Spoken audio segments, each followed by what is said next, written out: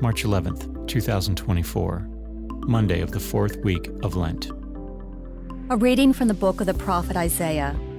Thus says the Lord, Lo, I am about to create new heavens and a new earth. The things of the past shall not be remembered or come to mind. Instead, there shall always be rejoicing and happiness in what I create. For I create Jerusalem to be a joy, and its people to be a delight. I will rejoice in Jerusalem and exult in my people. No longer shall the sound of weeping be heard there, or the sound of crying. No longer shall there be in it an infant who lives but a few days, or an old man who does not round out his full lifetime. He dies a mere youth who reaches but 100 years, and he who fails of 100 shall be thought accursed. They shall live in the houses they build, and eat the fruit of the vineyards they plant. The word of the Lord. The responsorial psalm. The response is, I will praise you, Lord, for you have rescued me. I will extol you, O Lord, for you drew me clear, and did not let my enemies rejoice over me. O Lord, you brought me up from the netherworld. You preserved me from among those going down into the pit. I will praise you, Lord, for you have rescued me. Sing praise to the Lord, you his faithful ones, and give thanks to his holy name. For his anger lasts but a moment, a lifetime his goodwill. At nightfall, weeping enters in, but with the dawn, rejoicing. I will praise you, Lord, for you have rescued me. Hear, O Lord, and have pity on me. O Lord, be my helper. You changed my mourning into dancing. O Lord my God, forever will I give you thanks.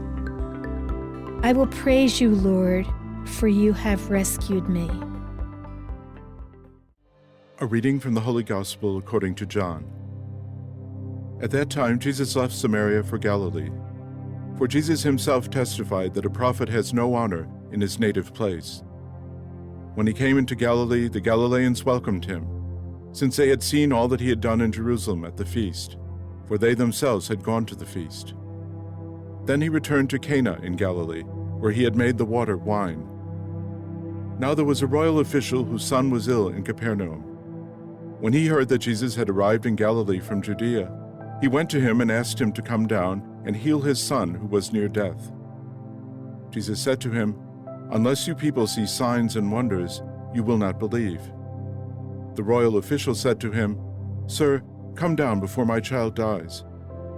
Jesus said to him, You may go, your son will live. The man believed what Jesus said to him and left. While the man was on his way back, his slaves met him and told him that his boy would live.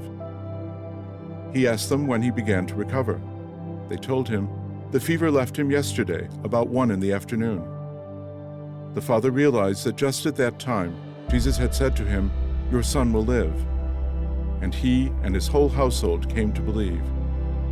Now this was the second sign Jesus did when he came to Galilee from Judea. The Gospel of the Lord. Faith in all things. Now there was a royal official whose son was ill in Capernaum. When he heard that Jesus had arrived in Galilee from Judea, he went to him and asked him to come down and heal his son, who was near death. Jesus said to him, Unless you people see signs and wonders, you will not believe.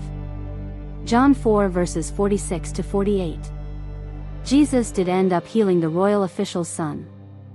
And when the royal official returned to discover his son healed, we are told that he and his whole household came to believe.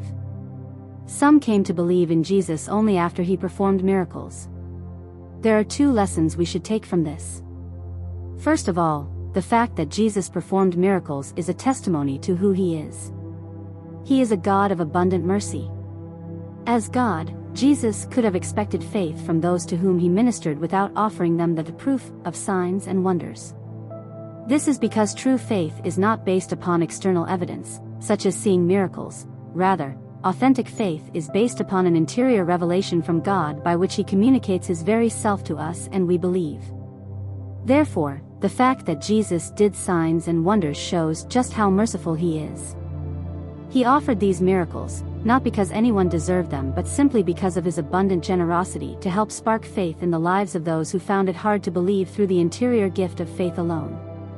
With that said, it's important to understand that we should work to develop our faith without relying upon external signs. Imagine, for example, if Jesus would have never performed any miracles.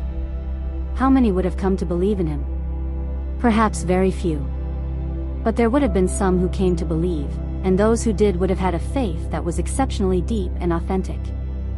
Imagine, for example, if this royal official did not receive a miracle for his son but, nonetheless, chose to believe in Jesus anyway through the transforming interior gift of faith. In each one of our lives, it is essential that we work to develop our faith, even if God doesn't seem to act in powerful and evident ways. In fact, the deepest form of faith is born in our lives when we choose to love God and serve Him, even when things are very difficult. Faith in the midst of difficulty is a sign of very authentic faith. Reflect, today, upon the depth of your own faith. When life is hard, do you love God and serve Him anyway? Even if He doesn't remove the crosses you carry? Seek to have true faith at all times and in every circumstance, and you will be amazed at how real and sustaining your faith becomes. My merciful Jesus, your love for us is beyond what we will ever fathom. Your generosity is truly great. Help me to believe in you and to embrace your holy will both in good times and in difficult ones. Help me, especially, to be open to the gift of faith, even when your presence and action in my life seems silent. May those moments, dear Lord, be moments of true interior transformation and grace. Jesus, I trust in you.